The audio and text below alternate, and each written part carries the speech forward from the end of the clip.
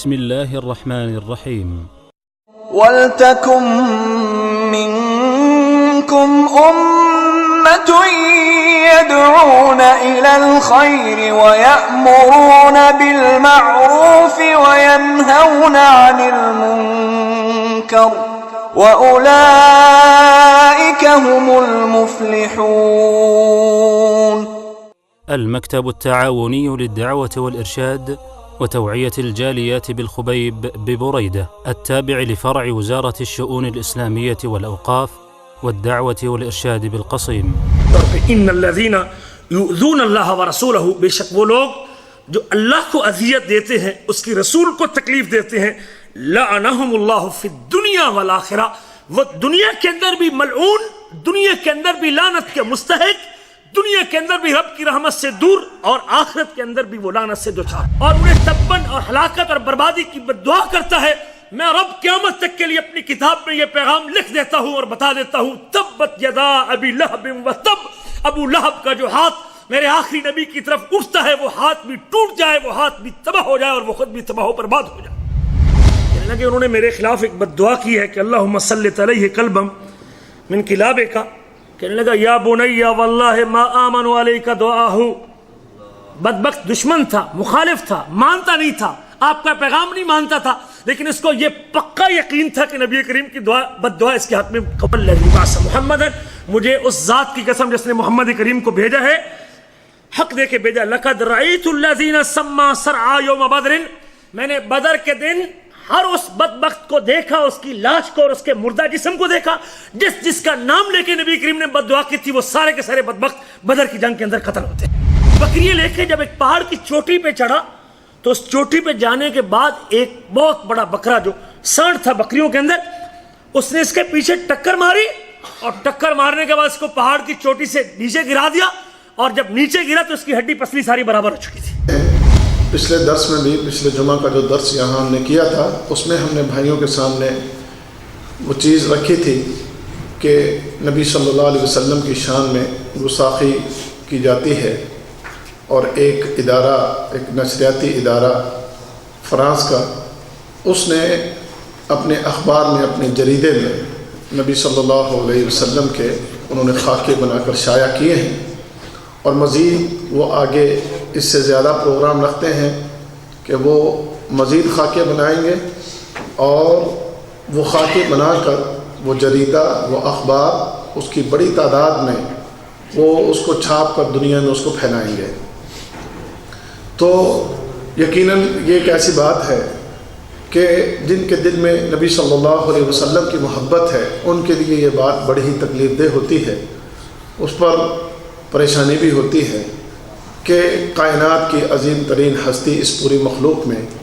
محمد رسول اللہ صلی اللہ علیہ وسلم کے جو اس لائق ہیں کہ ان کی تعریف کی جائے، ان کی شان کو بیان کیا جائے، ان کی عظمت اور اللہ تعالیٰ نے انہیں جو مقام اور مرتبہ دیا ہے اس کے حوالے سے بات کی جائے، تو اتنی محبت اور اتنا پیار رکھنے والے مومن اور مسلمان وہ اس بات کو برداشت نہیں کرتے۔ تو ہمیں یقیناً اس کا جواب بھی دینا چاہیے، اپنی قلم سے، اپنی زبان سے، اپنے ہاتھ سے، جیسے بھی اللہ تعالیٰ ہمیں توفیق دے۔ تو دوسری طرف ہم یہ بھی جاننا چاہتے ہیں کہ ایسے لوگوں کا انجام کیا ہے، ایسے لوگ جو نبی صلی اللہ علیہ وسلم کی شان میں گستاخی کرتے ہیں، ان کو آنے والے وقت میں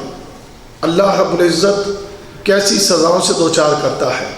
اب جب یہ چیز معلوم پڑتی ہے تو پھر مومنین کے، مسلمانوں کے سینے ٹھنڈے ہوتے ہیں، اس سے ہم مسلمانوں کو خوشی ہوتی ہے کہ اللہ تعالیٰ نے ان مجرموں سے، ایسے ظالموں سے اس نے انتقام لیا، اور یقیناً ہم اگر کچھ نہیں کریں گے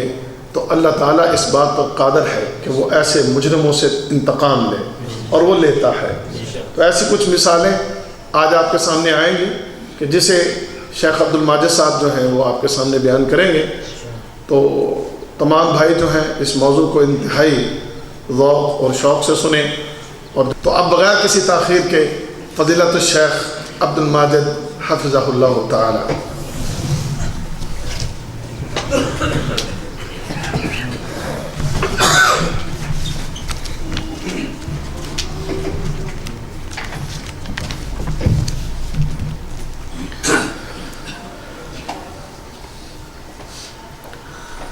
السلام علیکم ورحمۃ اللہ وبرکاتہ۔ ان الحمد للہ نحمده ونستعینه ونستغفره ونعوذ باللہ من شرور انفسنا ومن سیئات اعمالنا من يهده الله فلا مضل له ومن يضلل فلا هادي له واشهد ان لا اله الا الله وحده لا شريك له واشهد ان محمدا عبده ورسوله۔ اللهم صل على محمد وعلى آل محمد كما صليت على ابراهيم وعلى آل ابراهيم انك حميد مجيد۔ اللهم بارك على محمد وعلى آل محمد كما باركت على ابراهيم وعلى آل ابراهيم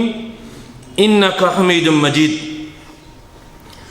رب اشرح لي صدري ويسر لي امري واحلل عقدة من لساني يفقهوا قولي، اما بعد فاعوذ بالله من الشيطان الرجيم۔ ولقد استهزئ برسل من قبلك فحاق بالذين سخروا منهم ما كانوا به يستهزئون قل سيروا في الارض ثم انظروا کیف کان عاقبۃ المکذبین۔ گرامی قدر بھائیوں اور لائق احترام ساتھیوں، یہ اللہ تعالیٰ کی سنت اور طریقہ ہے کہ جب سے اللہ ذوالجلال نے اپنے انبیاء، رسل اور پیغمبر مبعوث کیے ہیں، تب سے ایک گروہ ان پر ایمان لانے والوں کا، ان کی تائید کرنے والوں کا، ان کی عزت کرنے والوں کا، ان کا احترام کرنے والوں کا، ان کی تائید کرنے والوں کا، ان کی اتباع کرنے والوں کا، ان کی نصرت کرنے والوں کا ہے۔ جو لوگ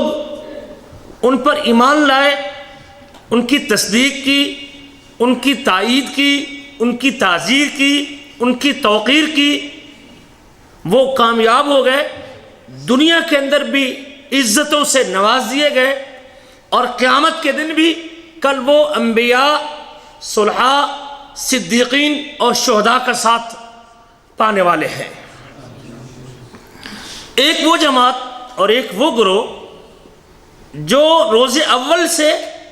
نبیوں کے مقابلے میں کھڑا رہا، پیغمبروں کی دشمنی مول لیتا رہا، رسولوں کا تمسخر کرتا رہا، نبیوں کا مذاق اڑاتا رہا اور پیغمبروں کا استہزاء کرتا رہا۔ مالک الملک نے اس جماعت کا تذکرہ بھی اپنی کتاب میں کیا ہے کہ وہ دنیا کے اندر بھی نیست و نابود ہوئے، دنیا کے اندر بھی خائب و خاسر ہوئے۔ مالک الملک نے دنیا میں بھی اپنے نبیوں کی بے عزتی اور ان کی بے توقیری اور ان کی عدم احترامی اور ان کی گستاخی کا انتقام خود اللہ پاک نے ان سے لے لیا، اور جب قیامت کے دن یہ بدبخت رب کے دربار میں آئیں گے تو پھر مالک الملک جہنم کی اتھا گہرائیوں کے اندر ان ظالموں کو، ان کافروں کو، ان منافقوں کو ڈالے گا۔ یہ اللہ کی سنت ہے اور اللہ کا طریقہ ہے۔ روز اول سے یہ سلسلہ چلتا آ رہا ہے، جہاں اہل حق موجود ہے وہاں اہل باطل کی جماعت بھی موجود ہے، جہاں نبیوں کے ہم نوا موجود ہیں وہاں نبیوں کے دشمن اور نبیوں کے مخالف بھی موجود ہے۔ اللہ تعالیٰ اپنی کتاب میں فرماتے ہیں وَلَقَدِ اسْتُهْزِئَ بِرُسُلٍ مِّن قَبْلِكَ۔ محمد کریم صلی اللہ علیہ وسلم کو اللہ تسلی دیتے ہیں کہ مکے کے لوگ اگر آپ کا استہزاء کرتے ہیں، آپ کو مجنون کہتے ہیں، آپ کا تمسخر کرتے ہیں، بچوں کو روڑے دے کے آپ کے پیچھے لگا دیتے ہیں، عورتیں گھروں سے کوڑا اٹھا کے آپ کی کمر پہ پھینکتی ہے، اور یہ خواتین آپ کے راستے میں کانٹے بچھاتی ہے، یہ کوئی نئی بات نہیں، بلکہ اللہ جلال اپنے آخری نبی کو تسلی دیتے ہیں کہ جس منہج پہ آپ چل رہے ہیں، جو پیغام آپ پہنچا رہے ہیں، جو دعوت آپ دے رہے ہیں، جو پیغام آ کے لے کے آئے ہیں، جو بھی اس پیغام کو لے کے آیا ہے ان کی قوموں نے ان کے ساتھ یہ سلوک کیا ہے۔ وَلَقَدِ اسْتُهْزِئَ بِرُسُلٍ مِّن قَبْلِكَ، آپ سے پہلے رسولوں کے ساتھ استہزاء کیا گیا، مذاق کیا گیا، تمسخر کیا گیا. فَحَاكَ بِالَّذِينَ سَخِرُوا مِنْهُمْ مَا كَانُوا بِهِ يَسْتَهْزِئُونَ. جو وہ مذاق کرتے تھے، جو وہ تمسخر کرتے تھے، اس مذاق کی وجہ سے اللہ کے عذاب نے ان کو اپنے گھیرے میں لے لیا. وہ اللہ کی گرفت میں آ گئے، رب کی پکڑ میں آ گئے، اللہ کے عذاب سے دوچار ہوئے. نبیوں کے ساتھ مذاق کی وجہ سے مالک الملک نے ان کو دنیا کے اندر بھی عذاب سے دوچار کر دیا. قل سیروا فی الارض ثم انظروا کیف کان عاقبۃ المکذبین. آپ ان سے کہہ دیجئے کہ زمین میں چل کے دیکھو. ان مذاق کرنے والوں کو، تمسخر کرنے والوں کو ان سے کہہ دیجئے زمین میں چل کے دیکھو. قل سیروا فی الارض، زمین میں چلو. ثم انظروا، پھر دیکھو کہ ان جھٹلانے والوں کا، تکذیب کرنے والوں کا، انکار کرنے والوں کا انجام کیا نکلا ہے. جن کو اللہ نے، جن کی بستیوں کو، جن کے علاقوں کو، جن کے قبیلوں کو، جن کی رہائشوں کو، جن کے مکانوں کو مالک الملک نے ملیا میٹ کر کے رکھ دیا. اللہ فرماتے ہیں ما یقال لک الا ما قد قیل للرسل من قبلک. نبی کریم آپ سے وہی باتیں کہی جائیں گی جو آپ سے پہلے رسولوں کے ساتھ کہی گئیں. سورۃ فصلت. وَأَجِبُوا أَنْ جَاءَهُمْ مُنذِرٌ مِّنْهُمْ وَقَالَ الْكَافِرُونَ هَذَا سَاحِرٌ كَذَّابٌ. تعجب کرنے لگے یہ مکہ والے کہ انہی میں سے ایک ڈرانے والا، ہمارے خاندان کا ایک فرد، ہمارے قبیلے کا ایک آدمی، ہماری نسل اور نسل آدم سے تعلق رکھنے والا آدمی، یہ ہم کو ڈرانے کے لیے بھیجا گیا ہے. یہ نبی ہے؟ یہ نبی کیسے ہو سکتا ہے؟ ہمارے ساتھ چلنے والا، اٹھنے والا، بیٹھنے والا، ہمارے گھر کا فرد اور ہمارے خاندان کا ہمارا اپنا بیٹا. وَأَجِبُوا أَنْ جَاءَهُمْ مُنذِرٌ مِّنْهُمْ. اس بات پہ تعجب کرنے لگے کہ انہی میں سے ایک ڈرانے والا، منذر اور ایک نبی بن کے آیا ہے. وقال الکافرون ھذا ساحر کذاب. اس نبی کو بجائے ماننے کے، بجائے اس کی تعظیم کرنے کے، اس کی تعلیم لینے کے اور اس کی عزت کرنے کے، اس کی رسالت پر ایمان لانے اور اس کی تصدیق کرنے کے، کہنے لگے ھذا ساحر کذاب، یہ جادوگر جھوٹا ہے. نعوذ باللہ من ذلک. اللہ فرماتے ہیں کذالک ما اتی الذین من قبلہم من رسول الا قالوا ساحر او مجنون. اسی طرح ان کے پاس پہلے جب کبھی کوئی رسول آیا اور کوئی پیغمبر آیا، اللہ ذوالجلال کی طرف سے کوئی مبشر آیا، کوئی نذیر آیا، مالک ذوالجلال کا بھیجا ہو کوئی داعی آیا، تو پچھلی قوموں کا بھی اپنے نبیوں کے ساتھ یہی رویہ تھا. الا قالوا ساحر او مجنون. وہ اس کو جادوگر اور مجنون کہتے رہے، دیوانہ کہتے رہے. کہیں اللہ فرماتے اپنی کتاب میں یا حسرتن علی العباد ما یأتیہم من رسول الا کانوا بہ یستہزئون. افسوس ہے لوگوں کے اوپر، افسوس ہے لوگوں کے اوپر. ما یأتیہم من رسول الا کانوا بہ یستہزئون. ان کے پاس جب بھی کوئی رسول آیا، جب کبھی کوئی پیغمبر آیا، وہ اس پیغمبر کا استہزاء کرتے تھے، مذاق اڑاتے تھے. الم یروا کم اہلکنا قبلہم من القرون انہم الیہم لا یرجعون. کیا یہ مذاق اڑانے والے یہ نہیں دیکھتے کہ جو قومیں اپنے نبیوں کا تمسخر کرتی تھی، ان کا استہزاء کرتی تھی، ان کا مذاق اڑاتی تھی، مالک الملک نے ان کو ایسے عذاب سے دوچار کیا، اپنی گرفت میں لے لیا، اپنی پکڑ میں لے لیا اور ان کے اوپر ایسا عذاب ڈالا کہ آج تک لوگ یہ سمجھتے تھے یہ ما ہی الا حیاتنا الدنیا نموت و نحیا، ہماری یہ دنیا کی زندگی، مریں گے دوبارہ اٹھ جائیں گے، دوبارہ نیا جسم مل جائے گا، روح دوبارہ کسی اور جسم میں ہو کے آئے گی. یہ ہمیشہ مرنے کا تصور اور اس کے بعد اٹھنے کا تصور تو نہیں ہے، یہ دنیا کی زندگی ہے، دوبارہ اللہ کے سامنے کوئی پیشی نہیں ہے. اللہ کہتے ہیں کہ اگر تم یہ سمجھتے تھے کہ ہم دوبارہ کسی نہ کسی صورت میں آ جائیں گے تو مجھے بتاؤ کہ جن قوموں کو ہم نے تباہ و برباد کیا ہے کوئی ان میں سے واپس بھی آیا تمہارے پاس؟ ان میں سے کوئی واپس نہیں آیا. وَلَا يَزَالُ الَّذِينَ كَفَرُوا تُصِيبُهُمْ بِمَا صَنَعُوا قَارِعَةٌ أَوْ تَحُلُّ قَرِيبًا مِن دَارِهِمْ حَتَّى يَأْتِيَ وَعْدُ اللَّهِ. مسلسل ان لوگوں کے اوپر جو کفر کرتے رہے، جو انکار کرتے رہے، اللہ کی بغاوت کرتے رہے، ان کی کارکردگی اور ان کے کارنامے اور نبیوں کے ساتھ ان کا سلوک، ان کے رویے کی وجہ سے مالک الملک ان کے اوپر مصیبتیں ڈالتا رہا، مصیبتیں اتارتا رہا، عذاب اتارتا رہا. ان کے گھروں کے قریب اللہ کے عذاب آتے رہے. یہاں تک کہ اللہ کا وعدہ آ گیا ان اللہ لا یخلف المیعاد، اور اللہ تعالیٰ اپنے وعدے کی خلاف ورزی نہیں کرتا۔ قرآن کا ایک اور مقام اللہ فرماتے ہیں وَلَقَدِ اسْتُهْزِئَ بِرُسُلٍ مِّن قَبْلِكَ، محمد کریم آپ تسلی کیجئے صلی اللہ علیہ وسلم، آپ سے پہلے رسولوں سے استہزاء کیا گیا، فَأَمْلَيْتُ لِلَّذِينَ كَفَرُوا، میں نے ان لوگوں کو مہلت دی، ان کو ڈھیل دی، ان کو وقت دیا جنہوں نے کفر کیا، جنہوں نے انکار کیا، ثُمَّ أَخَذْتُهُمْ فَكَيْفَ كَانَ عِقَابِي، اور پھر میں نے ان کو پکڑ میں لیا اور ان کو اپنے عذاب سے دوچار کیا، اور آپ دیکھتے ہیں کہ میری پکڑ کتنی سخت تھی۔ جب اللہ کا عذاب آیا ان بستیوں پہ، پھر پوری کی پوری بستیاں مالک نے ملیا میٹ کر کے رکھ دی۔ وہ لوگ جو اس طرح کا رویہ اختیار کرتے رہے، اس ڈگر پہ چلتے رہے، انہوں نے اللہ سبحانہ وتعالیٰ کا نقصان نہیں کیا، نبیوں کو تکلیف نہیں دی، اپنے آپ کو نقصان دیتے رہے، اس کا انجام ان کو خود بھگتنا پڑا۔ دنیا کے اندر بھی وہ اس انجام سے دوچار ہوئے، اور جب قیامت کے دن آئیں گے تو پھر اللہ اور ان کو عذاب سے دوچار کرے گا۔ اللہ اکبر کبیرہ۔ جس طرح پچھلے نبیوں کو اللہ تعالیٰ ان کی ایذا اور ان کی تکلیف اور ان کی اذیتوں سے بچاتا رہا اور محفوظ کرتا رہا، اور ان کو ان کی اذیت کے سبب ان کو عذاب سے دوچار کرتا رہا، اللہ نے میرے آپ کے نبی اور میرے آپ کے ہادی کو بھی یہی تسلی دی اور یہی حکم دیا، اور اللہ فرماتے ہیں فَاصْدَعْ بِمَا تُؤْمَرْ وَأَعْرِضْ عَنِ الْمُشْرِكِينَ۔ آپ صلی اللہ علیہ وسلم شروع میں اپنی دعوت کو مخفی رکھے ہوئے تھے، خفیہ دعوت دے رہے تھے، چھپ کے دعوت دے رہے تھے، پھر اللہ تعالیٰ کہتے ہیں کہ آپ اپنی دعوت کا کھلا اعلان کیجئے اور اپنا پیغام کھلا بیان کیجئے، جس چیز کا آپ کو حکم دیا گیا ہے اس کا اعلان کیجئے۔ فَاصْدَعْ بِمَا تُؤْمَرْ وَأَعْرِضْ عَنِ الْمُشْرِكِينَ، اور ان مشرکین سے اعراض کیجئے، ان سے منہ پھیر لیجئے، ان کی پرواہ نہ کیجئے۔ اِنَّا كَفَيْنَاكَ الْمُسْتَهْزِئِينَ، جو آپ کا مذاق کریں گے ہم کافی ہو جائیں گے، ہم کافی ہو جائیں گے۔ جو آپ کا تمسخر کرے گا میں رب آپ کا دفاع کروں گا۔ اللہ تعالیٰ اپنے آخری نبی محمد صلی اللہ علیہ وسلم کی تائید، تعذیر اور نصرت کا وعدہ خود اپنے ذمے لیتا ہے، اور بے شمار ایسے واقعات جس میں اللہ تعالیٰ نے نبی کے دشمنوں سے، رسول کے مخالفوں سے، پیغمبر کو اذیت دینے والوں کو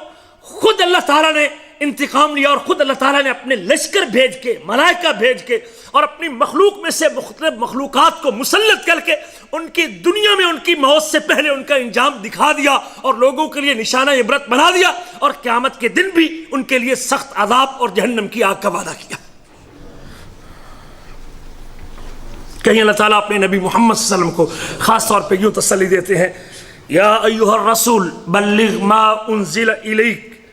من ربک، اے رسول جو آپ کے رب کی طرف سے نازل کیا گیا ہے، اتارا گیا ہے، اس کی تبلیغ کیجئے، اس کو بیان کیجئے، اس پیغام کو پھیلائیے اور آگے لے جائیے۔ فرمایا وَإِن لَّمْ تَفْعَلْ فَمَا بَلَّغْتَ رِسَالَتَهُ، اگر آپ نے ایسے نہ کیا تو آپ نے رسالت کا حق ادا نہ کیا۔ وَاللَّهُ يَعْصِمُكَ مِنَ النَّاسِ،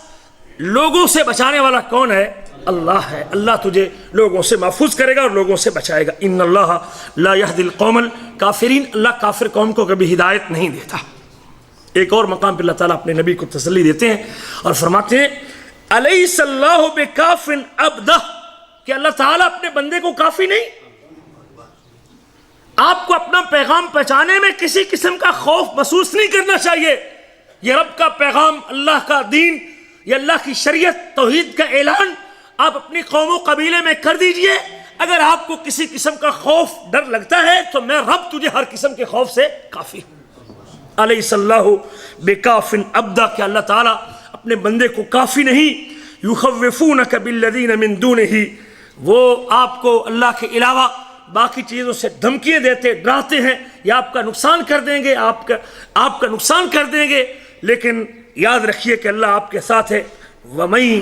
یضلل اللہ فما لہ من ہاد، جس کو اللہ گمراہ کرتا ہے اس کو کوئی ہدایت دینے والا نہیں ہے۔ اور ایک اور جگہ پہ اللہ تعالیٰ اپنے نبی کے بارے میں فرماتے ہیں خاص طور پہ ان الذین یؤذون اللہ ورسولہ، بے شک وہ لوگ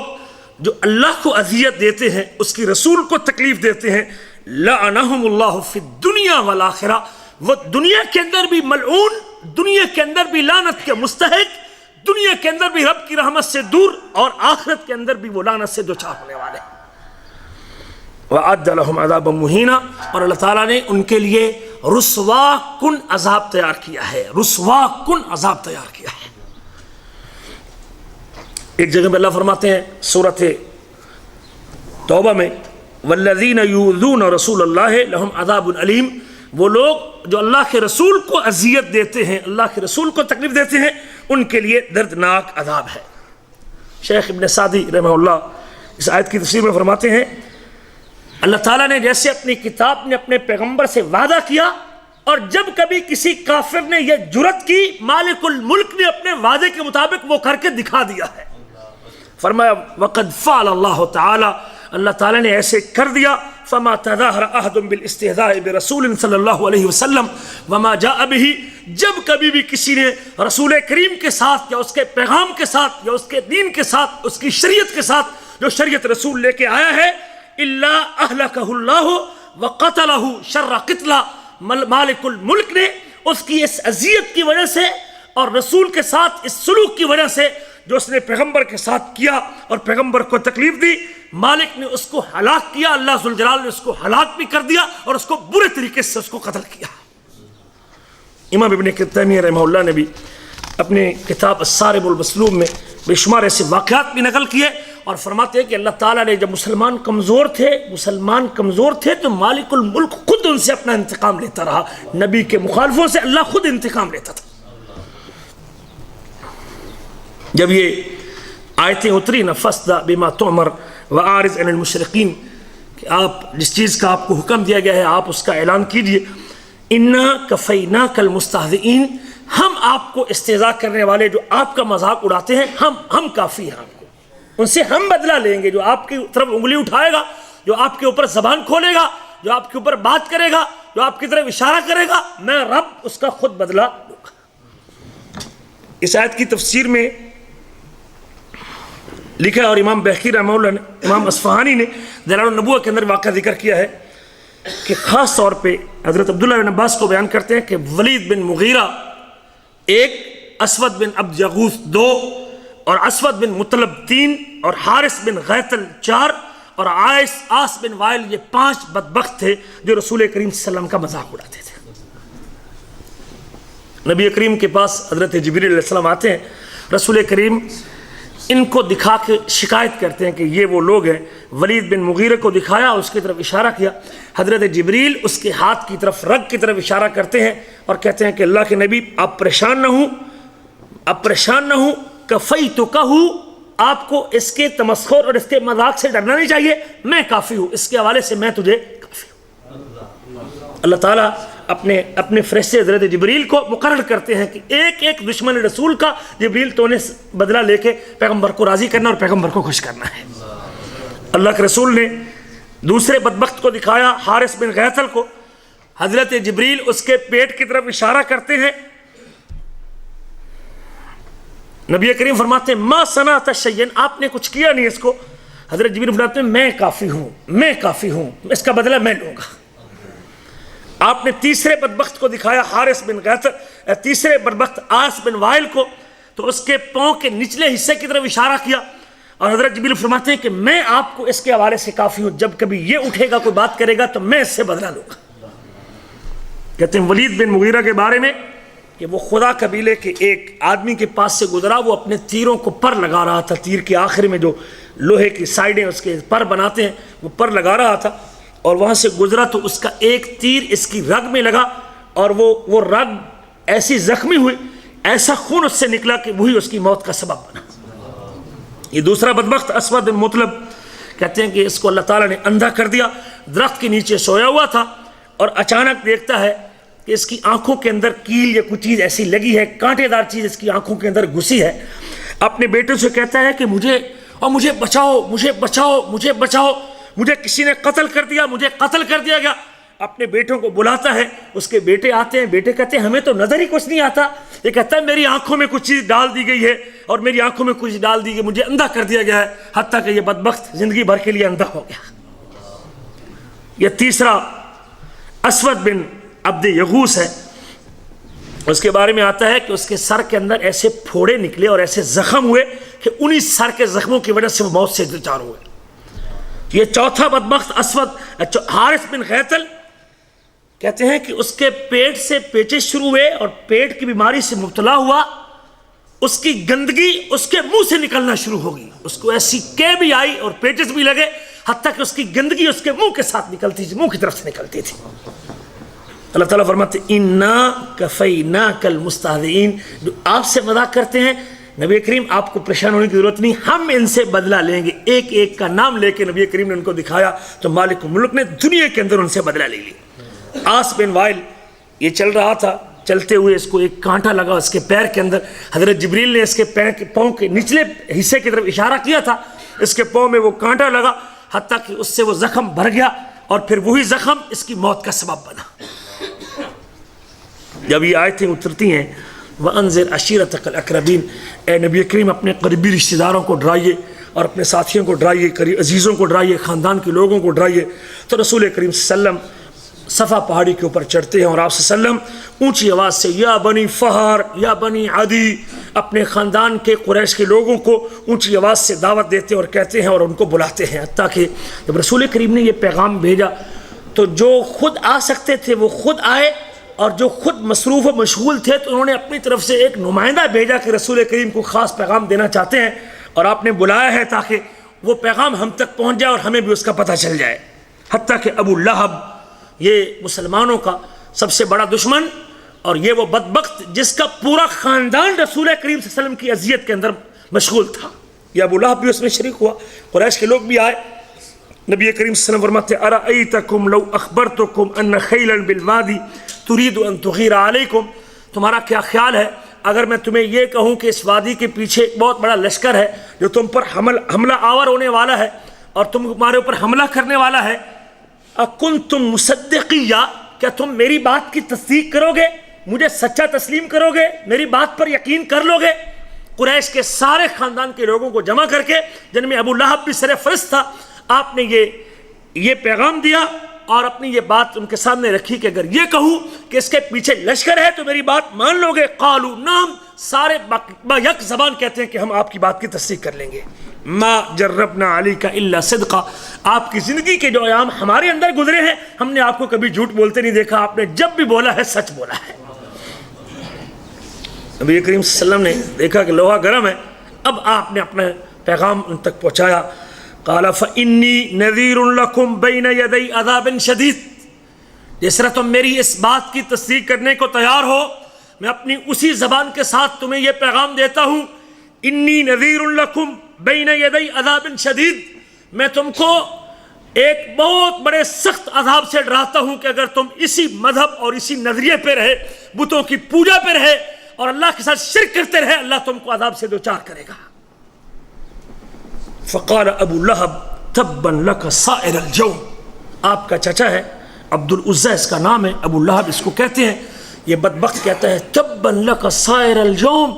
زندگی بھر کے لیے آپ کے لیے ہلاکت، نعوذ باللہ من ذالک۔ نبی کریم کے گستاخی کرتا ہے اور آپ کو اذیت دینے والا جملہ بولتا ہے تبا لک سائر الجوم الہذا جمعتنا، تو نے اس لیے آواز دی تھی، یہ پیغام ہم کو پہنچانا چاہتا تھا، یہ دعوت دینا چاہتا تھا، اس لیے تو نے ہم کو اکٹھا کیا تھا۔ جب اس بدتمیزی کے ساتھ یہ بولا، مالک الملک کو، رب ذوالجلال کو اس کی بدتمیزی کا جملہ برداشت نہ ہوا، مالک الملک نے آسمان سے پوری سورت نازل کر دی، فرمایا تبت یدا ابی لہب وتب، یہ بدبخت میرے رسول کو، میرے حبیب کو، میرے آخری نبی کے سامنے یہ جملے بولتا ہے اور انہیں تبن اور ہلاکت اور بربادی کی بددعا کرتا ہے، میں رب قیامت تک کے لیے اپنی کتاب میں یہ پیغام لکھ دیتا ہوں اور بتا دیتا ہوں تبت یدا ابی لہب وتب، ابو لہب کا جو ہاتھ میرے آخری نبی کی طرف اٹھتا ہے وہ ہاتھ بھی ٹوٹ جائے، وہ ہاتھ بھی تباہ ہو جائے اور وہ خود بھی تباہ و برباد ہو جائے۔ ما اغنا عنہ مالہ وما کسب، اس کا مال جو اس نے کمایا، اس کا سٹیٹس، اس کی چودراہٹ، اس کا خاندانی بیک گراؤنڈ، وہ اس کے کام نہیں آئے گا، اس کو نہیں بچائے گا۔ ما اغنا عنہ مالہ وما کسب وامرأتہ حمالۃ الحطب سیصلی نارا ذات لہب، بڑکتی ہوئی آگ کے اندر، دنیا کے اندر تباہ و برباد ہوگا۔ اللہ نے کہا یہ برباد ہوگا، اللہ نے وعدہ کیا کہ دنیا کے اندر بربادی، اور جب قیامت کے دن آئے گا تو بھڑکتی ہوئی آگ کے اندر چلا جائے گا۔ اس کا مال و دولت اس کو اللہ کے عذاب سے بچا نہیں سکے گا۔ وَامْرَأَتُهُ حَمَّالَةَ الْحَطَبِ، اور اس کی بیوی جو مکہ کے اندر بھی آگ لگاتی ہے، بات بناتی ہے، پروپیگنڈا کرتی ہے، بکواس کرتی ہے، نبی کریم کے بارے میں برے بھلے جملے کہتی ہے اور بات کو بھڑکاتی ہے، کافروں کو ابھارتی ہے رسول کریم کی دشمنی کے اوپر، اور قیامت کے دن بھی یہ بدبخت خاتون اپنے خاوند کے ساتھ جہنم کی آگ کے اندر غوطے کھائے گی اور اپنے خاوند کی آگ کو اور بھڑکائے گی۔ حمالۃ الحطب فی جیدہا حبل من مسد، اور اس کی گردن میں کھجور کے پتوں کی بٹی ہوئی رسی اس کی گردن میں ڈالی ہوئی ہوگی، سخت رسی جس کو کھینچنے سے گردن زخمی ہو جاتی ہے، اس قسم کی سخت رسی اس کی گردن کے اندر ہوگی۔ یہ آیتیں اللہ تعالیٰ اس بدبخت کی اس گستاخی کے اوپر اتارتے ہیں، اور اللہ تعالیٰ اپنے نبی کے دفاع میں پوری صورت نازل کرتے ہیں اور اپنے پیغمبر علیہ السلام کی تائید اور نصرت کرتے ہیں۔ انجام کیا ہوا؟ جب جنگ بدر سے واپس پلٹے، یہ بدبخت جنگ بدر میں شریک نہیں ہوا تھا، اس کے چند دنوں کے بعد اس کو اتنی شرمندگی اور اتنی رسوائی اٹھانا پڑی، اور جب اس کی تباہی اور بربادی دنیا کے اندر اس برے انداز سے ہوئی، اتنا برا انجام اس کا دنیا میں ہوا، کہتے ہیں کہ اس کو چیچک کی بیماری، اس کے جسم کے اوپر پھوڑا نکلا، چیچک کی بیماری جسے کہتے ہیں، عربی میں اس کو جدری کا مرض کہتے ہیں، وہ اس کے جسم کے اوپر نکلا، اور اس مرض کی وجہ سے، اور لوگ عرب کے لوگ اور قریش کے لوگ اس کو طاعون کی طرح سمجھتے تھے، جس طرح طاعون متعدی مرض ہوتا ہے، یہ بھی طاعون کی طرح ایک متعدی مرض تھا، حتیٰ کہ اس مرض کی وجہ سے اس کے بیٹے بھی اس کے قریب بیٹھنے کو تیار نہیں تھے، اس کے بیٹے بھی اس کے قریب بیٹھنے کو تیار نہیں تھے، کوئی چیز اس کے کام، نہ مال نہ دولت نہ بیٹے، دنیا کے اندر بھی ما اغنى عنہ مالہ وما کسب، اس کی اولاد، اس کا مال، اس کا دولت، اب اللہ کا عذاب اس کے اوپر دنیا میں آیا ہے، اب اس کو کوئی بچا نہیں سکا۔ کہتے ہیں کہ 3 دن تک اس کا مردہ جسم اس کے گھر میں پڑا رہا، کوئی اس بدبخت کو دفنانے کے لیے تیار نہیں تھا، صرف اس ڈر کی وجہ سے کہ اس کے جسم کو ہاتھ لگے گا تو وہ مرض ہم کو بھی لگ جائے، حتیٰ کہ اس کے بیٹوں کو آر دلائی گئی، تمہارا باپ ہے وہ کنجر مر رہا ہے اور وہ ادھر سڑ رہا ہے، اس کی بدبو پھیل رہی ہے، اس کو دفناؤ۔ تو پھر بالٹی کے ساتھ پانی دور سے ایسے پھینک دے اس کے اوپر پانی، اور یوں اس کو غسل دے کے، یوں پانی ایسے ڈال کے اس کے اوپر، اس کو کسی میدان کے اندر کھینچ کے جو ہے نا وہ ڈالا گیا۔ بعض روایتوں میں آتا ہے کہ پتھر دور سے پھینکیں گے اس کے اوپر، یوں پتھر پھینک پھینک کے اس کو پتھروں کے اندر دبا دیا گیا، کتے کی طرح اس کو موت آئی اس بدبخت آدمی کا۔ تبت یدا ابی لہب تب، اور بعض روایتوں میں آتا ہے کہ اس کے بیٹوں نے خود اس کو ہاتھ نہیں لگایا، لوگوں کو کرائے پہ لیا اور لوگوں کو پیسے دے کے، اجرت دے کے اس خبیث کو اور اس دشمن اسلام کو دنیا سے چھپایا، اس کو زمین دبایا۔ اس کی بیوی وہ اس سے بڑی بدبخت، جب یہ سورت اترتی ہے، سورت اترنے کے بعد یہ باہر نکلتی ہے اور مکہ مکرمہ بیت اللہ میں آتی ہے، اور بیت اللہ میں آ کے دیکھتی ہے، پوچھتی ہے ادھر نبی صلی اللہ علیہ وسلم ہے، اللہ کے رسول صلی اللہ علیہ وسلم تلاوت کر رہے تھے قرآن مجید کی، ابو بکر صدیق بھی ساتھ تشریف فرما، بکواس کرنا شروع کر دیتی، بولنا شروع کر دیتی، بڑا بکواس کرتی تھی اللہ کے نبی کے خلاف، اور یہ وہ خاتون جو آپ کے راستے میں کانٹے پھینکتی تھی، یہ وہ خاتون جو آپ کے اوپر کوڑا ڈالتی تھی، وہ خاتون جو مسلمانوں کے خلاف پروپیگنڈا کرتی تھی، یہ وہ خاتون جو رسول کریم کے ساتھ اذیت ناک انداز سے پیش آتی تھی۔ اب آئی، ابو بکر صدیق کو دیکھتی ہیں، رسول کریم بھی وہاں موجود تھے، اللہ کے رسول تلاوت کرے تھے، نبی کریم صلی اللہ علیہ وسلم سے ابو بکر صدیق کہتے ہیں اللہ کے رسول وہ آ رہی ہے اور بدبخت نے ہاتھ میں پتھر پکڑے ہوئے ہیں اور مجھے خطرہ ہے کہ وہ اور مارنے کے لیے آئی تھی۔ جب یہ صورت اتری تو اس کو بڑی چڑ اور غصہ تھا کہ ہمارا نام بھی اس صورت میں آ گیا، ہمارے خاندان کے اوپر یہ نبی کریم ہم کو گالی دیتا ہے اور ہمیں برا بھلا کہتا ہے۔ آ کے پوچھتی ہے کہ تمہارے نبی نے ہمیں گالی دی؟ ابو بکر صدیق کہتے ہیں نہیں، انہوں نے تو گالی کوئی نہیں دی، جب قرآن اترا ہے تو رسول کریم نے تو گالی نہیں دی تھی۔ اب آتی ہے، دیکھتی ہے، اب نبی کریم تلاوت میں مشروع ہے، اب قریب تھا کہ وہ اللہ کے نبی کو وہ پتھر ہاتھ میں پکڑے ہوئے تھی، مارتی، لیکن رسول کریم تلاوت میں لگے رہے۔ اللہ کے رسول قرآن مجید کی یہ تلاوت کر رہے تھے، وَإِذَا، بلکہ آپ اس قائد پر عمل کر رہے تھے، وَإِذَا قَرَأْتَ الْقُرْآنَ جَعَلْنَا بَيْنَكَ وَبَيْنَ الَّذِينَ لَا يُؤْمِنُونَ بِالْآخِرَةِ حِجَابًا مَسْتُورًا، جب آپ قرآن پڑھیں گے ہم آپ اور آپ کے دشمنوں اور کافروں کے درمیان حجاب اور پردہ قائم کر دیں گے، جو پردہ آپ کو چھپا لے گا۔ جب وہ چلی گئی، اس کو نبی کریم نظر ہی نہیں آئے، واپس چلی گئی۔ حضرت ابو بکر صدیق نبی کریم صلی اللہ علیہ وسلم سے کہتے ہیں کہ اللہ کے رسول وہ آ رہی تھی اور آپ کو اس نے دیکھا نہیں، اما ترہا رات کا، آپ نے اس کو دیکھا نہیں، اس نے آپ کو دیکھا نہیں. فرمایا ما رأتنی لقد اخذها اللہ ببصرها عنی، وہ مجھے دیکھ نہیں سہی، اللہ ذوالجلال نے میری تائید اور نصرت کی، مالک الملک نے مجھے دیکھنے سے اس کی آنکھ کو بند کر دیا، اس کی نگاہ چھین لی. اور ایک روایت کے لفظ ہے وَلَمْ يَذَلْ مَلَكٌ يَسْتُرُنِي عَنْهَا بِجَنَاحِهَا، جب وہ بدبخت پتھر لے کے آپ میری طرف آ رہی تھی تو ایک فرشتہ مسلسل اپنے پروں کے ساتھ میری طرف پردہ کر کے کھڑا رہا. کہ اللہ تعالیٰ اپنے نبی کریم کو دشمنوں سے یوں بچاتا رہا. اسی خاندان کا ایک اور فرد جس کو عتبہ کہتے ہیں، اس کا بھی قصہ بڑا عجیب ہے. عتبہ اور بعض روایتوں میں عتیبہ کا ذکر بھی موجود ہے. عتبہ بن ابی لہب، یہ ابو لہب کا بیٹا ہے. کہتے ہیں کہ شام کے سفر کی ایک مرتبہ تیاری کی ہم نے، اور جب شام کے سفر پہ نکلنے لگے تو اس کا یہ بیٹا کہتا ہے واللہ لَأَنْتَلِكَنَّ إِلَى مُحَمَّدٍ وَلَأُوذِيَنَّهُ، میں ابھی محمد کریم صلی اللہ علیہ وسلم کے پاس جاتا ہوں اور آپ کو اذیت ناک جملہ بول کے آتا ہوں، ایسے بول کے آتا ہوں جس سے آپ کو تکلیف ہو اور آپ کو اذیت ملے. کہتے ہیں حتیٰ کہ وہ وہاں سے نکلا، نبی کریم کے پاس گیا اور وہاں کھڑے ہو کے کہتا ہے یا محمد وَهُوَ يَكْفُرْ بِالَّذِي دَنَا فَتَدَلَّا، کہتا ہے جس رب کے بارے میں تو کہتا ہے کہ میں نے معراج کے سفر پہ اس سے ملاقات کی اور اس کے قریب ہوا، اور فقاب قوسین او ادنا، کہ وہ 2 کمانوں کے قریب تھا، میں اس فرشتے کا بھی انکار کرتا ہوں اور رب ذوالجلال کا بھی انکار کرتا ہوں. یوں رسول کریم کے ساتھ کفر کر کے اور وہ مذاق اڑا کے واپس پلٹتا ہے. نبی کریم صلی اللہ علیہ وسلم کی زبان سے ایک جملہ نکلا اللہم سلط علیہ کلبا من کلابک، اے اللہ میری بد دعا ہے کہ اپنے کتوں میں سے ایک کتے کو اس کے اوپر مسلط کر دے. اب واپس پلٹا، اس کے باپ نے پوچھا تو کیا کہہ کے آیا؟ کہتا ہے میں تکلیف دے کے آیا ہوں، آپ کو اذیت دے کے آیا ہوں. آگے سے کہتا ہے بھی انہوں نے کیا کہا؟ کہنے لگے انہوں نے میرے خلاف ایک بد دعا کی ہے کہ اللہم سلط علیہ کلبا من کلابک. کہنے لگا یا بنی واللہ ما آمن علیک دعاہ،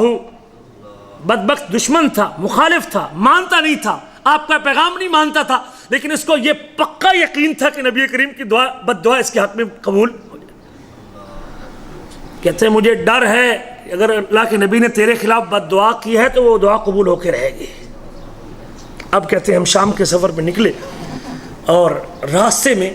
ہم ایک جگہ پہ ہم نے پڑاؤ ڈالا. رات کو جب ہمارا قافلہ ٹھہرنے لگا تو وہ جگہ ایسی تھی جو درندوں کی، شیروں کی سرزمین تھی، اس میں شیر بہت زیادہ تھے اس زمین کے اندر. ہم وہاں ٹھہرے، ہمیں کسی نے کہا کہ اس جگہ پہ شیر بہت زیادہ ہے، لیکن وہاں ٹھہر گئے ہم. ابو لہب کہتا ہے کہ انکم قد عرفتم کبر سنی وحقی، تم میری عمر کے بڑے ہونے کو بھی جانتے ہو اور میرا اپنے قوم کے اندر جو مقام ہے وہ بھی سمجھتے ہو. میرے مقام کو تم جانتے ہو، چونکہ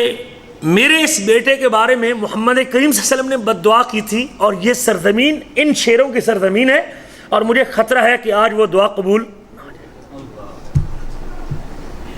ڈر لگا. فَأَجْمِعُوا مَتَاعَكُمْ إِلَى هَذِهِ الصُّومَةِ، ایک بڑی ٹیلا تھا، کہتے ہیں اس ٹیلے کے اوپر اپنا سارا سامان جمع کرو اور میرا یہ بیٹا جو عتبہ یا عتیبہ ہے، ہم اس کو اس سامان کے اوپر،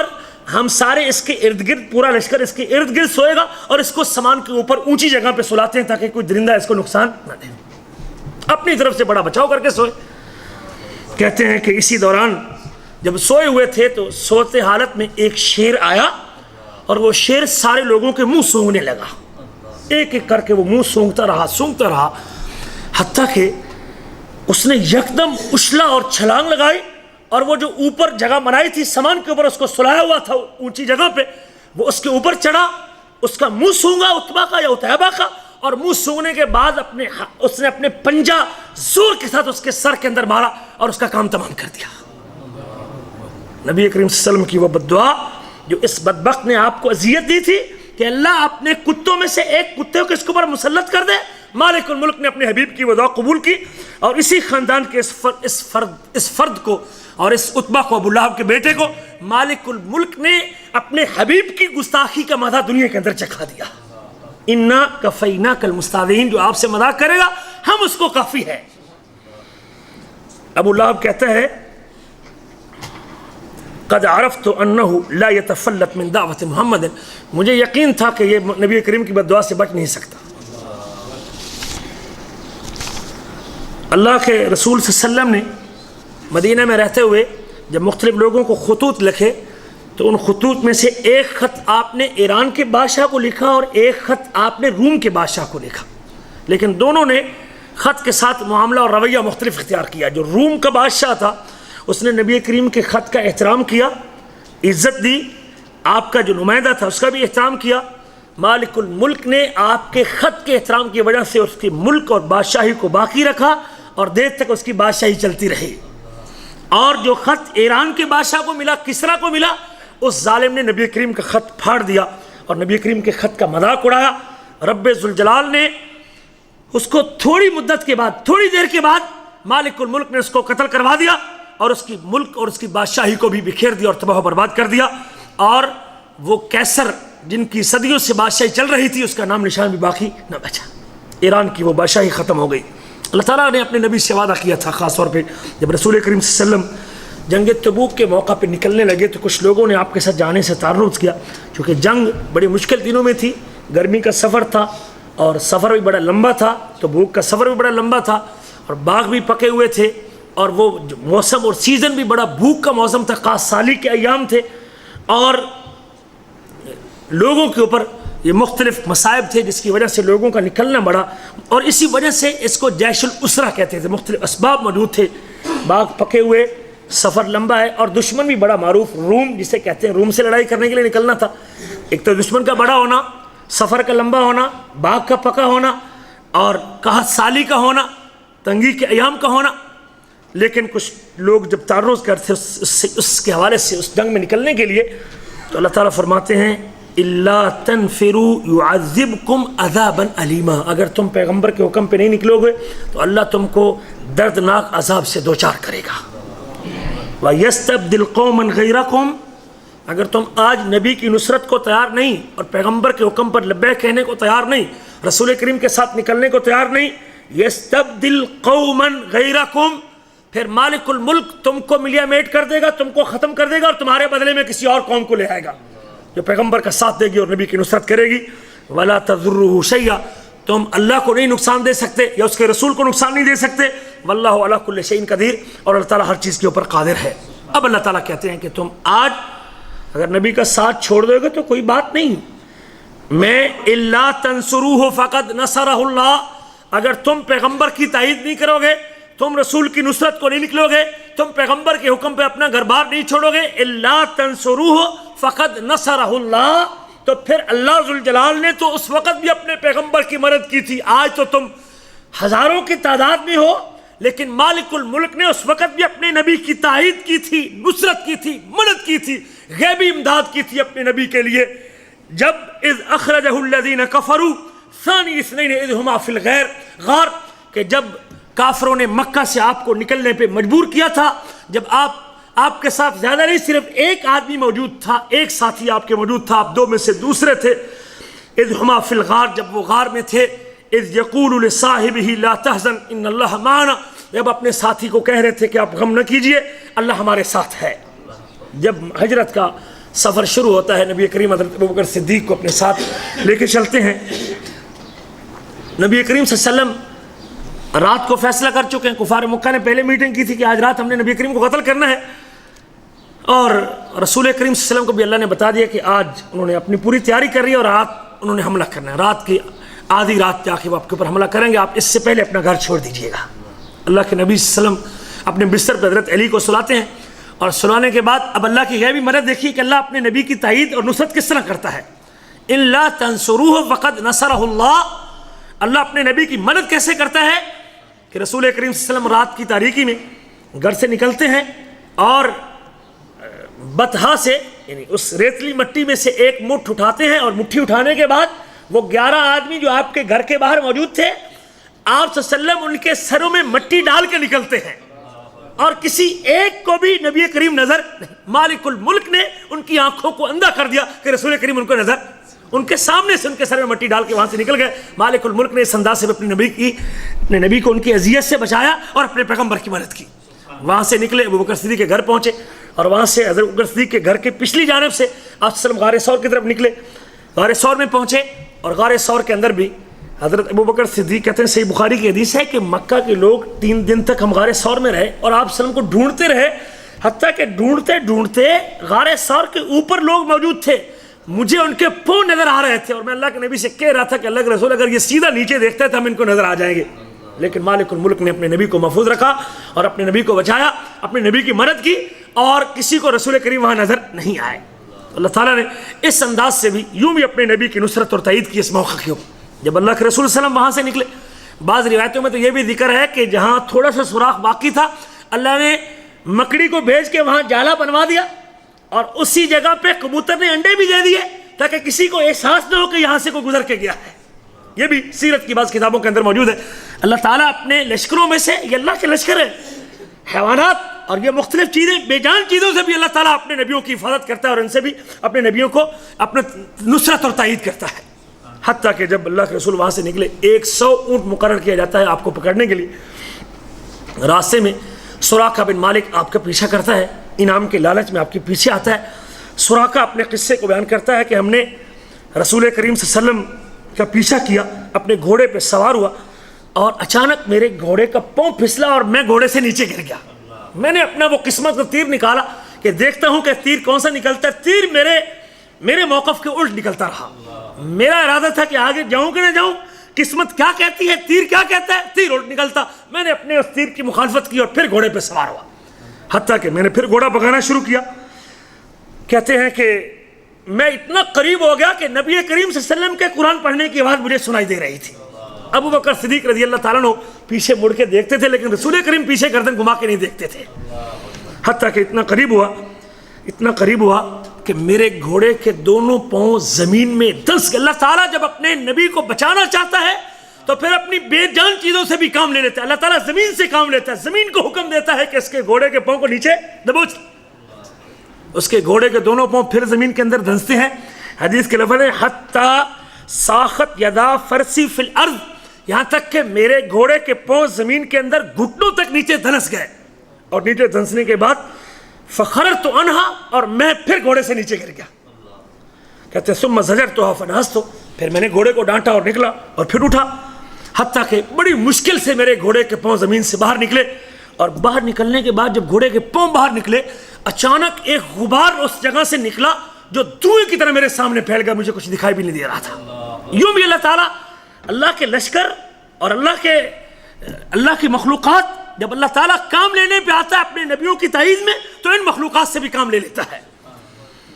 اور اللہ نے وعدہ کیا ہے اپنی کتاب میں فَأَنزَلَ اللَّهُ سَقِينَتَهُ عَلَيْهِ وَأَيَّدَهُ بِجُنُودٍ لَمْ تَرَوْهَا، اللہ تعالیٰ نے اپنی سکینت نازل کی اپنے پیغمبر کے اوپر بھی، اور بعض مفسرین نے کہا کہ ابوبکر صدیق کے اوپر بھی، اور اللہ تعالیٰ نے اپنے نبی کی تائید کی اور نصرت کی ایسے لشکروں کے ساتھ جو تم کو نظر نہیں آتے۔ حتیٰ کہ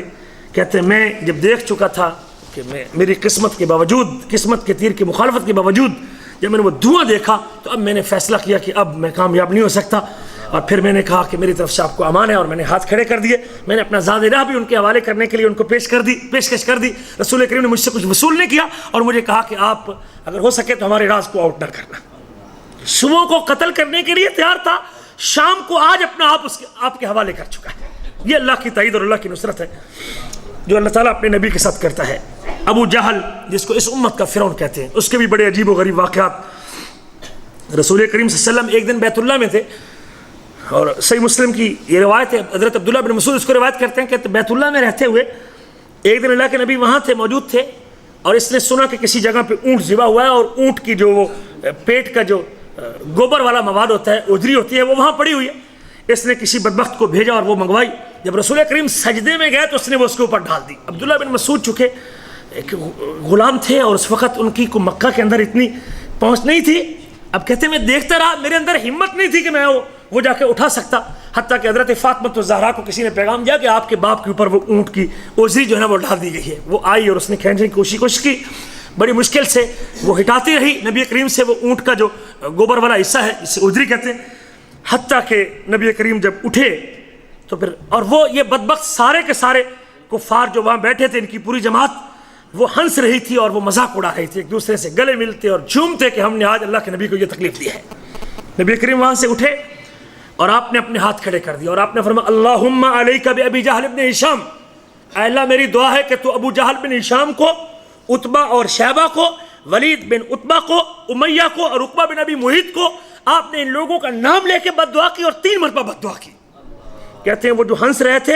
حضرت عبداللہ بن مسعود رضی اللہ تعالیٰ عنہ کہتے ہیں کہ وہ سارے جو ہنس رہے تھے ان کی ہنسی ساری کی ساری غائب ہو گئی اور نبی کریم کی بد دعا کا ڈر محسوس کرنے لگے۔ کہتے ہیں پھر وہ مجھے یاد ہے فوالذی بعث محمدا، مجھے اس ذات کی قسم جس نے محمد کریم کو بھیجا ہے، حق دے کے بھیجا، لقد رأیت الذین سما سرعا یوم بدر، میں نے بدر کے دن ہر اس بدبخت کو دیکھا، اس کی لاش کو اور اس کے مردہ جسم کو دیکھا، جس کا نام لے کے نبی کریم نے بد دعا کی تھی، وہ سارے کے سارے بدبخت بدر کی جنگ کے اندر قتل ہوتے ہیں اور ان کی ٹانگوں سے پکڑ کے ذلت اور رسوائی کے ساتھ بدر کے اس کنویں کے اندر پھینک دیا جاتا ہے۔ جس نے بھی پیغمبر کی گستاخی کی، مالک الملک نے دنیا میں بھی اس سے انتقام لے لیا اور لوگوں کے لیے نشانہ عبرت بنا دیا اور آخرت کے دن بھی اس کو جہنم کی آگ کے اندر ڈالے گا۔ حتیٰ کہ حضرت عبداللہ بن عباس بیان کرتے ہیں کہ عبداللہ بن نبی کریم صلی اللہ علیہ وسلم ایک دن بیت اللہ میں آئے اور یہ ابو جہل بدبخت وہاں کھڑا ہو کے کہنے لگا میں نے آپ کو منع نہیں کیا تھا بیت اللہ میں نہ آیا کرو، بیت اللہ میں نہ آیا کرو، 3 مرتبہ یہ جملہ بولتا ہے۔ اور اگر تجھے پتہ نہیں ہے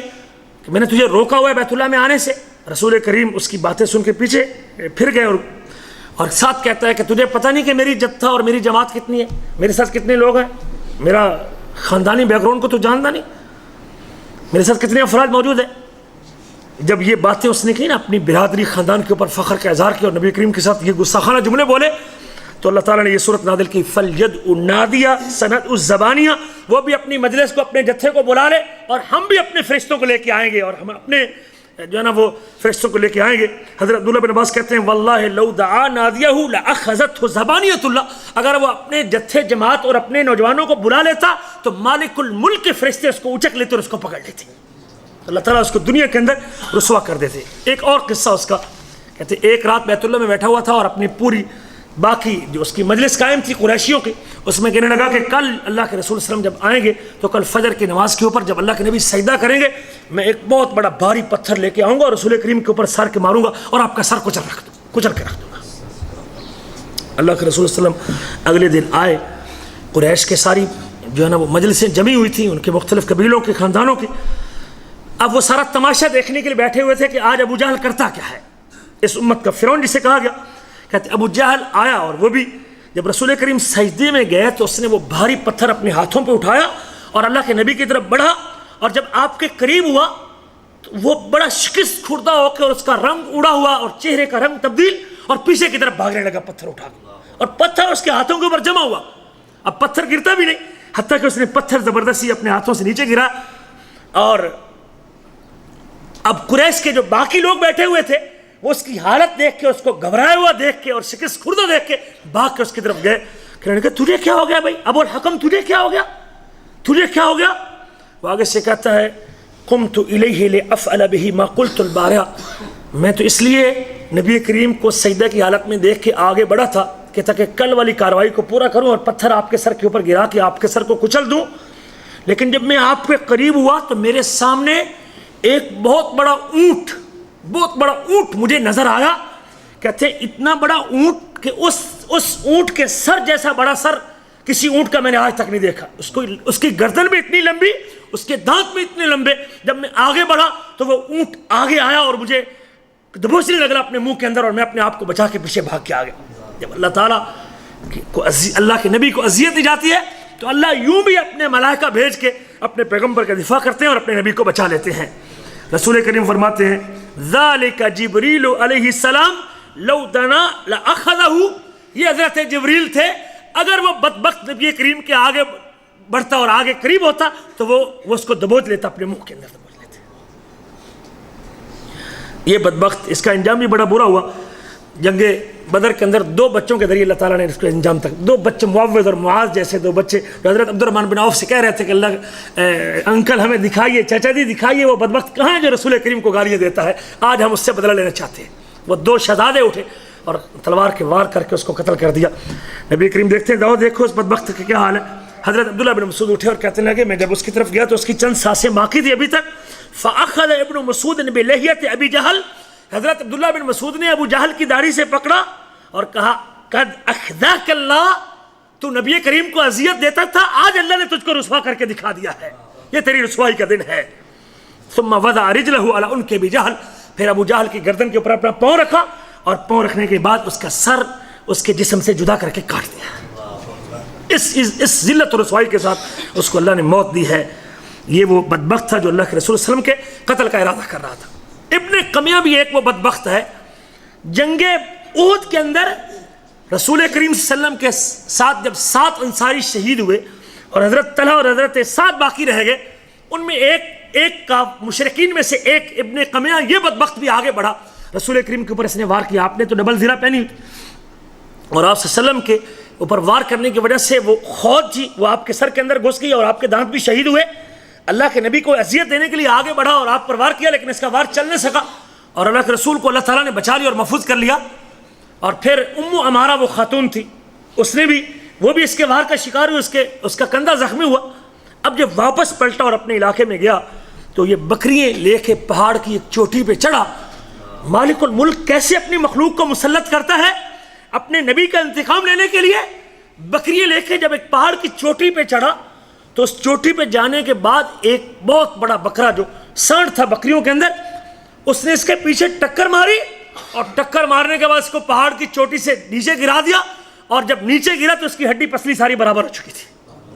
یوں اللہ تعالیٰ نے اس بدبخت کے ساتھ یہ سلوک کیا اور اللہ تعالیٰ نے اپنا انتقام, اپنے نبی کا انتقام اس سے لے لیا. اسی طرح مالک الملک اگر کام لیتا ہے تو زمین سے بھی کام لے لیتا ہے اپنے نبی کے دفاع میں. صحیح مسلم کی ایک حدیث ہے, بلکہ صحیح بخاری کے اندر بھی ہے, کہ ایک نصرانی نبی مدینہ منورہ میں مسلمان ہو گیا اور مسلمان ہونے کے بعد چند دن تک کتابت وحی بھی کرتا رہا اور ہر وقت اللہ تعالیٰ سے ایمان کے اوپر موت کی دعا کرنی چاہیے. میرے عزیزو, اس قصے سے یہ بھی سبق ملتا ہے کہ ہر وقت آخری سانس تک اللہ تعالیٰ سے یہی توفیق مانگنی چاہیے کہ اللہ ہمارے دل کو ثابت قدم رکھنا. بعض وقت بندہ بڑا آگے نظر آتا ہے, لیکن بعض وقت پھر ایسے حالات بنتے ہیں کہ پھر سارا کچھ وہ بالکل پیچھے ہٹ جاتا ہے. اللہ تعالیٰ سے استقامت کی دعا کرنا یہ ایک مومن کے لیے بڑی ضروری. اور اس لیے اللہ کے نبی ہر جنازے میں کہتے تھے اللہم من احییتہ منا فاحی علی الاسلام ومن توفیتہ منا فتوفہ علی الایمان. جس کو زندہ رکھنا اسلام پہ زندہ رکھنا اور جس کو موت دینا ایمان کے اوپر موت دینا. تو یہ ایک نصرانی تھا, مسلمان ہو گیا, سورۃ بقرہ کی تعلیم حاصل کی, سورۃ آل عمران پڑھی اور نبی کریم صلی اللہ علیہ وسلم کی کتابت کیا کرتا تھا. وہی کی کتابت کیا کرتا تھا, جو آپ فرماتے وہ لکھا کرتا تھا. لیکن دوبارہ پھر مرتد ہو گیا اور وہ دوبارہ عیسائی ہو گیا. عیسائی ہونے کے بعد اب یہ بکواس کرنے لگ گیا کہ محمد کریم کو تو پتہ ہی نہیں کہ کیا ہے, وہ تو میں لکھ کے دیتا تھا اور میں کتابت کرتا تھا اور آپ وہ بیان کرتے تھے. اور یوں نبی کریم کو اذیت دینا اس نے شروع کی. مالک الملک نے اس کو موت سے دوچار کیا اور مر گیا. مرنے کے بعد جب اس کے خاندان کے لوگ اس کو دفنانے کے لیے لے گئے, اس کو دفنایا اور دفنانے کے بعد واپس پلٹے, رات کو زمین نے اس کو باہر نکال دیا, زمین کے اچھال کے باہر پھینک دیا اس کو. اگلے دن پھر اس کو گئے اور دیکھا اور کہنے لگے یہ مسلمانوں کی کارروائی ہے, مسلمانوں کے خلاف بولتا تھا تو یہ مسلمانوں نے جان بوجھ کے اس کو قبر سے باہر نکال کے پھینکا ہے. صحیح حدیث کے لفظ ہے کہ حتیٰ کہ ھذا فعل محمد و اصحابہ, یہ محمد کریم اور اس کے ساتھیوں کا کارنامہ ہے. کہتے ہیں پھر اگلے دن انہوں نے اس کی قبر کو اور زیادہ گہرا کھودا اور گہرا کھودنے کے بعد پھر اس کو زمین میں دفنایا, لیکن زمین نے رات کو پھر اس کو باہر نکال دیا. مالک الملک دنیا میں اپنا انتقام لیتا ہے اور لوگوں کے لیے انشاءاللہ عبرت بناتا ہے ایسے گستاخ رسول کو. تیسری رات پھر اس کو زمین میں دفناتے اور دباتے اور گہرا گڑھا کھودتے ہیں, لیکن زمین نے پھر اس کو اچھال کے باہر پھینک دیا. اللہ کام لیتا ہے انتقام لینے کے لیے تو ان بے جان چیزوں سے بھی اپنے نبی کا انتقام لے لیتا ہے. اور پھر زمین اس کو اچھال کے باہر پھینک دیا. اب ان کو یقین ہو گیا کہ یہ لوگوں کا کام نہیں, یہ کسی اور ذات کا کام ہے جو اس کو باہر پھینکتی ہے. حضرت عبداللہ بن ام مکتوم جو کہ ایک نبینہ صحابی تھے, مدینہ میں رہتے تھے, اس کی ایک لونڈی تھی اور وہ لونڈی نبی کریم کو گالیاں دیتی تھی. ایک رات اور حضرت عبداللہ بن ام مکتوم اس کو ڈانٹتے رہتے تھے اور اس کو روکتے رہتے تھے, بھئی تو ایسے نہ کیا کر, ہمارے نبی ہیں اور ہمارا ان کے اوپر ایمان ہے اور تیرا یہ گالیاں دینا درست نہیں ہے. حتیٰ کہ ایک رات کہتے ہیں وہ بکواس کرنے لگی, نبی کریم کو برا بھلا کہنے لگی. کہتے ہیں کہ میں نبینہ صحابی تھے, میں نے اپنا خنجر پکڑا, چھوٹی تلوار مغول کہتے ہیں, خنجر پکڑا اور پکڑنے کے بعد میں نے اس کے سینے اور پیٹ کے اوپر خنجر رکھا اور اس کے اوپر میں نے ٹیگ لگائی اور اوپر سے نیچے دبا دیا حتیٰ کہ وہ خنجر اس کے اندر پیوست ہو گیا اور اس کے کمر سے باہر نکل گیا اور اس کا کام تمام کر دیا۔ جب صبح ہوئی تو نبی کریم صلی اللہ علیہ وسلم کو پتہ چلا کہ رات کو ایک عورت قتل ہوگی، ایک لونڈی قتل ہوگی۔ اب پتہ ہی نہیں کہ قتل کس نے کیا، حتیٰ کہ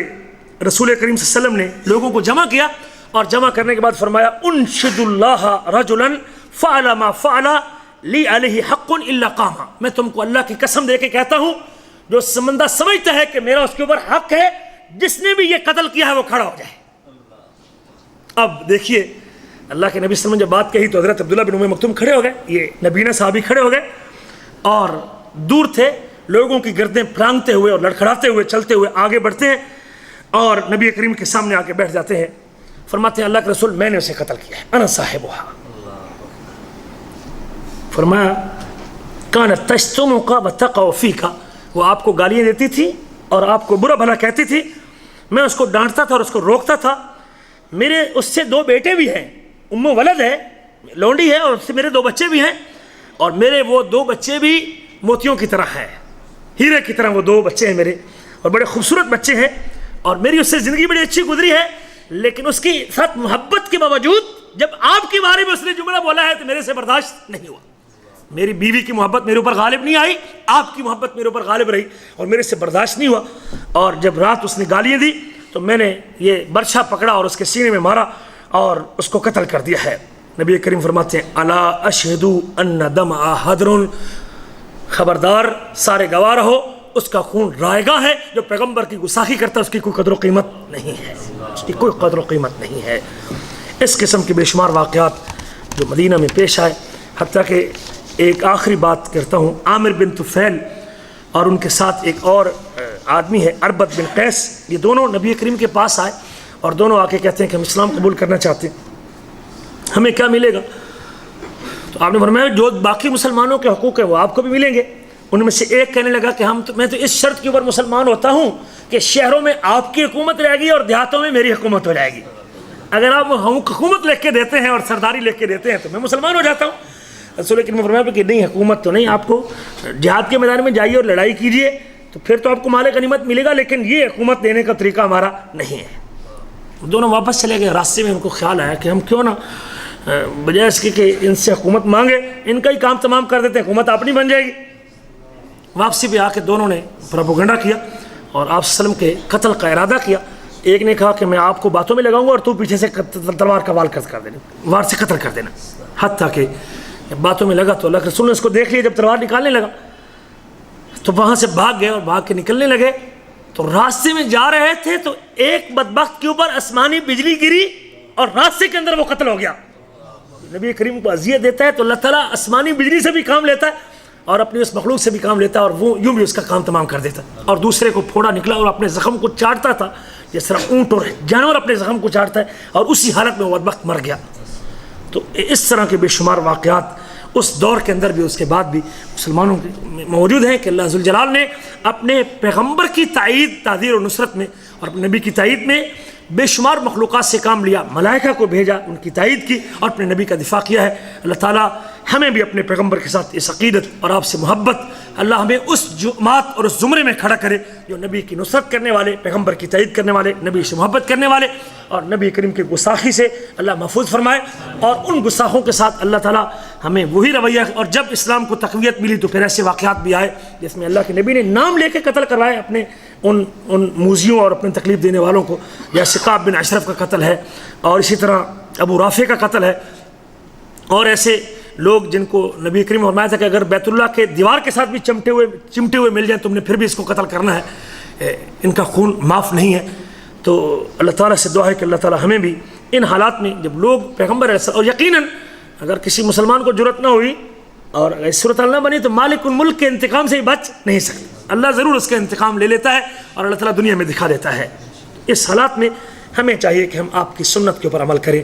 آپ سے عقیدت کا اظہار اسی صورت میں ہے کہ آپ کی سنت، آپ کا طریقہ، آپ سے محبت، اور آپ صلی اللہ علیہ وسلم نے جو راستہ بتایا ہے اس کی ابتدا کریں، جو آپ نے دیا ہے اس کو لے لیں، چونکہ آپ کی اطاعت میں اللہ کی اطاعت ہے اور آپ کی اطاعت میں اللہ کی محبت ہے۔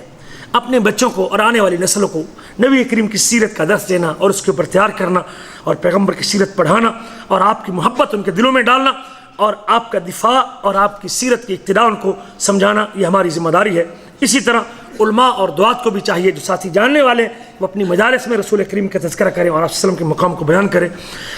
آپ کے حوالے سے اگر آپ سی ڈی تقسیم کر سکتے ہیں، ایسی سی ڈی جس میں آپ کی عظمت، آپ کی شان، آپ کا مقام اور آپ کے دفاع کے حوالے سے تذکرہ ہے، آپ وہ لوگوں تک پہنچائیں۔ یہ بھی آپ حصہ ڈال سکتے ہیں اپنے پیغمبر کے دفاع میں، اپنے پیغمبر اسلام کی عزت و احترام میں۔ کوئی ایسی کتاب چھپوانا یا اس کے علاوہ نیٹ کے اوپر اپنا پیغام چھوڑنا، اپنے فیس بک، اپنے واٹس ایپ، اپنے ٹویٹر کے ذریعے جس قدر آپ مواد اس معلوماتی نیٹ ورک کے اوپر آپ ڈال سکتے ہیں، جس قدر زیادہ مواد ڈالیں گے، ہر آدمی اپنا حصہ ڈالے گا تو یقیناً، لیکن صحیح مواد ڈالیں تاکہ نبی کریم کی ساتھ محبت کا اظہار کیا جائے اور آپ صلی اللہ علیہ وسلم سے عقیدت کا اظہار کیا جائے۔ اور خاص طور پہ ان لوگوں کے لیے دعا کرنا جو آپ صلی اللہ علیہ وسلم کی تائید اور نصرت کے لیے کام کر رہے ہیں، اور ان لوگوں سے بائیکاٹ کرنا جو آپ صلی اللہ علیہ وسلم کی عداوت کے اوپر تلے ہوئے ہیں۔ اللہ تعالیٰ سے دعا ہے کہ اللہ تعالیٰ ہمیں اپنے نبی کی عزت اور آپ کا احترام کرنے کی توفیق نصیب فرمائے۔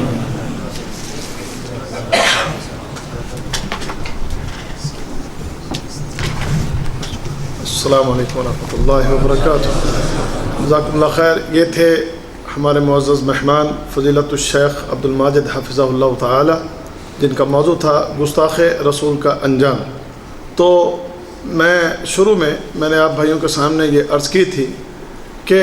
محمد رسول اللہ صلی اللہ علیہ وسلم کے ساتھ ہم سب مسلمانوں کو بے حد محبت ہے۔ ہم سب نبی صلی اللہ علیہ وسلم سے بہت زیادہ پیار کرتے ہیں، اور اللہ تعالیٰ ہمارے اس پیار کو بڑھائے، اور اس پیار اور محبت کے جو تقاضے ہیں اللہ تعالیٰ وہ بھی ہمیں پورا کرنے کی توفیق عطا فرمائے۔ آج جو نبی صلی اللہ علیہ وسلم کی شان میں گستاخیاں ہو رہی ہیں، تو ہم اگر کچھ نہیں کر سکتے تو کم از کم اس کا جواب دے سکتے ہیں۔ اس کا جواب دینے کے لیے ہماری زبان ہے، ہمارا قلم ہے۔ اپنے قلم کو استعمال کریں، اپنی زبان کو استعمال کریں، اور پھر دور حاضر کے جدید ذرائع جیسے شیخ محترم ارشاد فرما رہے تھے، یہ ٹویٹر ہے، فیس بک ہے، اور اسی طرح واٹس ایپ ہے، اور اسی طرح اور دیگر جو ذرائع ہیں جو اس وقت سوشل میڈیا کے اوپر آپ یوز کرتے ہیں، تو اس کے ذریعے نبی صلی اللہ علیہ وسلم کی شان کو بیان کیا جائے، آپ کے مقام اور آپ کے مرتبے کو بیان کیا جائے، اور جو آپ کی شان میں گستاخی کرتے ہیں انہیں ان کی اوقات بتائی جائے کہ وہ کیا چیز ہیں۔ تو اللہ تعالیٰ ذائقہ خیر دے شیخ محترم کو اور آپ تمام بھائیوں کو بھی، اور اللہ تعالیٰ سے دعا ہے کہ اللہ تعالیٰ ہم سب کو نبی صلی اللہ علیہ وسلم کی تعلیمات پر عمل کرنے کی توفیق عطا فرمائے، اور اللہ تعالیٰ ہمیں یہ توفیق عطا فرمائے کہ ہم آپ کے دفاع کے لیے کچھ کر سکیں۔ اللہ نے جیسے زمین سے، مٹی سے، ہواؤں سے، فرشتوں سے، ان چیزوں سے نبی صلی اللہ علیہ وسلم کی تائید کی، اے اللہ تو ہم سے بھی اپنے نبی کی تائید کروا دے، ہم سے بھی اپنے نبی کی مدد کروا، ہمیں بھی یہ توفیق دے کہ ہم تیرے نبی صلی اللہ علیہ وسلم کا دفاع کریں۔